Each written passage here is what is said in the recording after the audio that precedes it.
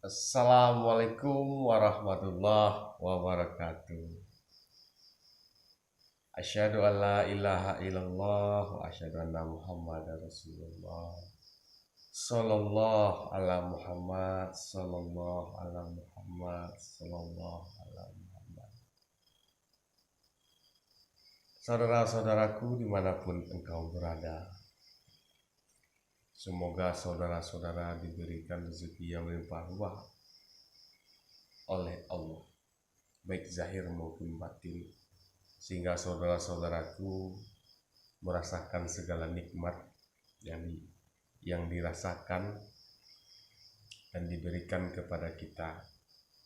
Wujud syukur kita ucapkan alhamdulillah, segala puji bagi Allah yang telah melimpahkan rahmat dan karunia-Nya kepada kita.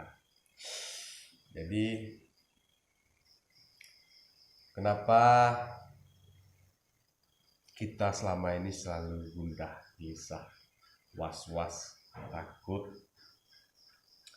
sedih, gitu? Itu bentuk kecil dari azab Allah. Kenapa? Karena kita tidak menyadari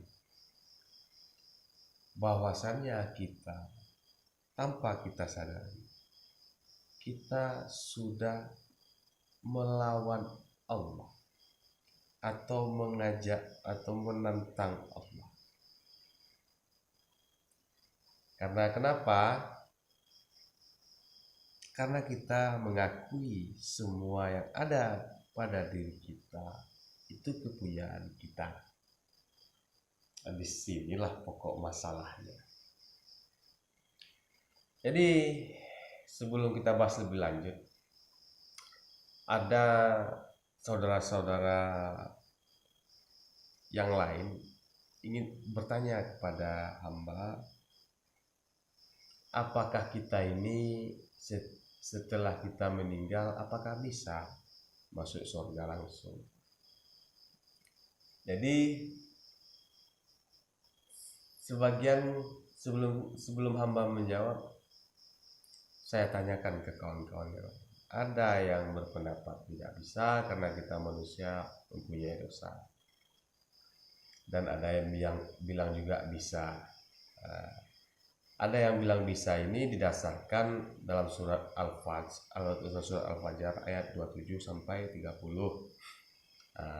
Dasarnya, artiannya Allah berkata, wahai jiwa-jiwa yang tenang, kembalilah ke ridhonya Allah dengan ridho, dan masuklah ke jemaah-jemaah Allah dan langsung masuk ke dalam surga. Artinya kayak gitulah artinya. Berarti jiwa-jiwa yang tenang.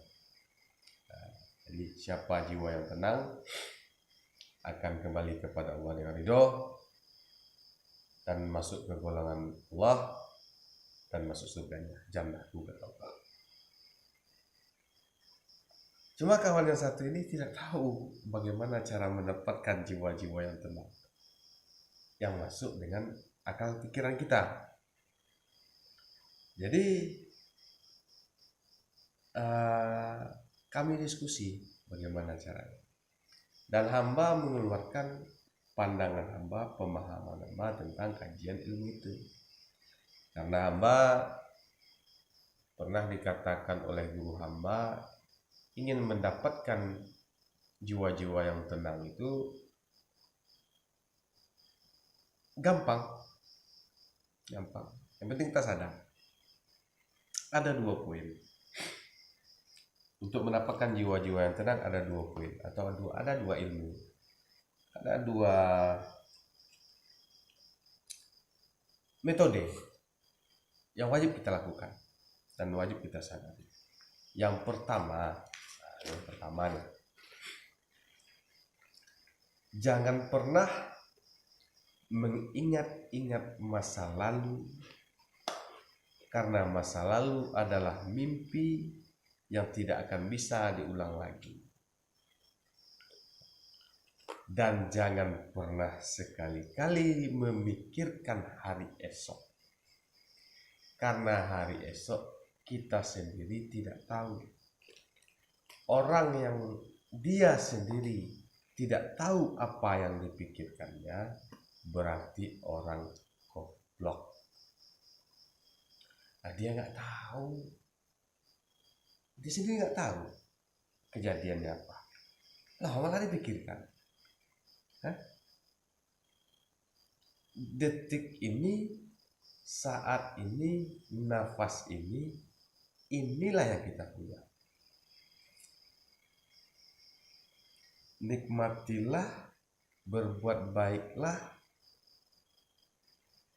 berkaryalah untuk menentukan hari esok yang lebih baik. Selesai. Jadi kalau saudara-saudara ingin bertanya, jadi bagaimana untuk hari esok? Untuk membuat hari esok sekarang. Nah, ini yang nasib.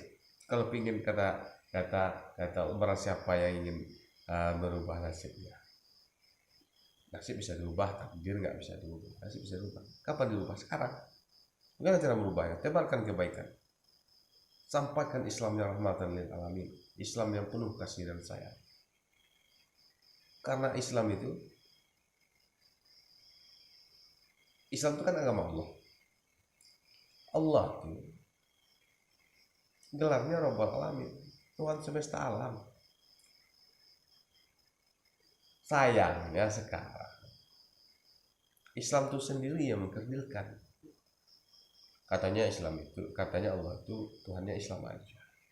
Katanya Nabi Muhammad itu nabinya Islam. Nabi Muhammad gelarnya rahmatan lil alamin, rahman untuk semesta alam. Jadi itu. Setelah kita memahami itu, kita lakukan kebaikan untuk memberikan kebaikan. Udah selesai poin 1 kan? Poin kedua atau ilmu yang kedua. Jangan pernah sekali-kali saudara-saudara merasa memiliki apapun itu, termasuk diri saudara sendiri. Karena kenapa?